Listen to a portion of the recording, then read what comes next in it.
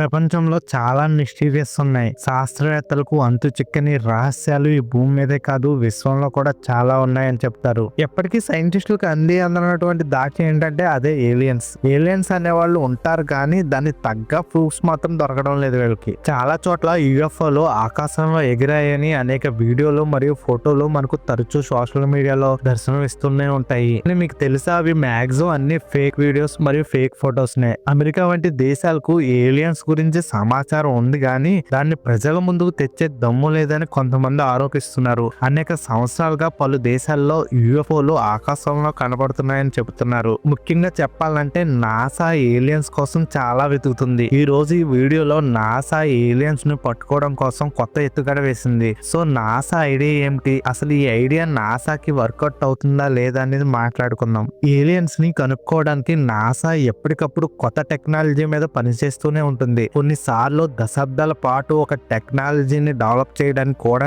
NASA వెనకాడదు. అలాంటి ఎన్నో టెక్నాలజీలు అంతరిక్ష పరిశోధన కోసం మాత్రమే కాదు, అవి మన డైలీ లైఫ్ లో కూడా పనిచేస్తాయి. అలాంటి ఒక గొప్ప టెక్నాలజీ నాసా ఇప్పుడు తయారు చేస్తుంది. ఆ టెక్నాలజీ ఏలియన్స్ ని ఎలా కనిపెడుతుంది, ఎక్కడ కనిపెడుతుంది, వివరాలకు వెళ్లే ముందు కొన్ని దశాబ్దాల పాటు నాసా శ్రమించడానికి కారణం మనం తెలుసుకోవాలి. విశ్వంలో జీవం పుట్టడానికి కావలసిన ముఖ్యమైన ప్రదేశం ఏంటో తెలుసా? సముద్రం. మన భూమి మీద జీవం పుట్టింది కూడా అదే సముద్రంలో. కాకపోతే ఆ జీవం ఎలా పుట్టింది అనేది మనం ఇంకా కనుక్కోలేదు. కానీ జీవం పుట్టుక సముద్రానికి ఏదో ఒక సంబంధం ఉంది, అది మాత్రం అర్థమవుతుంది మనకు. కాబట్టి మన యూనివర్స్ లో గ్రహాంతర వాసులు వెతకాలంటే అన్నిటికన్నా ముందుగా ఇతర గ్రహాల్లో ఉండే సముద్రాల్లోనే వెతకాలి. అయితే మనకు తెలిసిన భూమి లాంటి గ్రహాలు మనకు వేల కోట్ల కాంతి సంవత్సరాల దూరంలో ఉన్నాయి. ప్రస్తుతం మన దగ్గర ఉన్న టెక్నాలజీతో ఆ గ్రహాలను కనుక్కోవడం, అందులో నీరు ఉందని తెలుసుకోవడం గొప్ప విషయమే. కాబట్టి ఆ గ్రహాల్లో ఉండే సముద్రాల్లో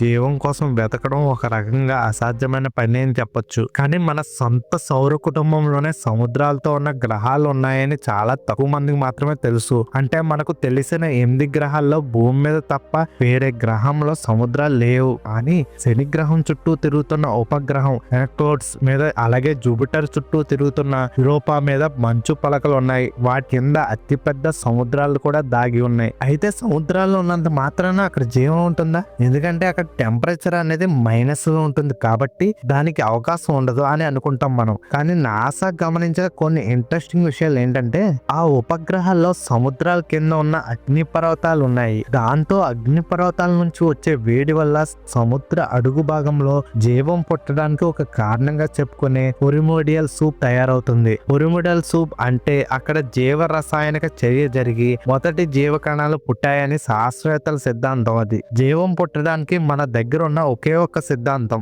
అది. కాబట్టి ఇదే రసాయనిక చర్య జరిగి యూరోపా ఎన్క్లోడస్ మీద ఉన్న సముద్రాల్లో ఎప్పటికీ జీవం పుట్టి ఉంటుందని శాస్త్రవేత్తలు ఒక క్యూరియాసిటీతో ఉన్నారు. దాన్ని అన్వేషించడానికి స్పేస్ క్రాఫ్ట్స్ ఉపయోగపడలేవు. అలాగే మార్స్, మూన్ మీద తిరుగుతున్నట్టు రోవర్లు కూడా పనికిరావు.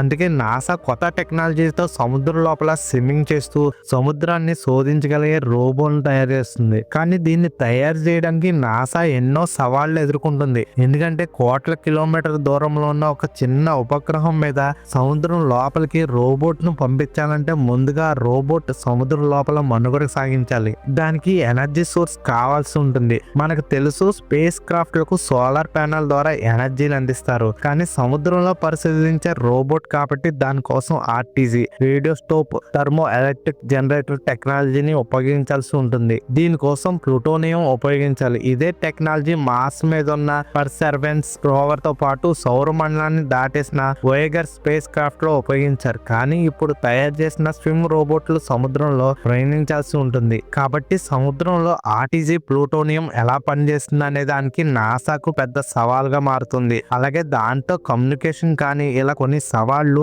నాసా ముందున్నాయి. ఒక రకంగా ఇది నెక్స్ట్ జనరేషన్ రోబోట్ టెక్నాలజీ అనుకోవచ్చు మనం.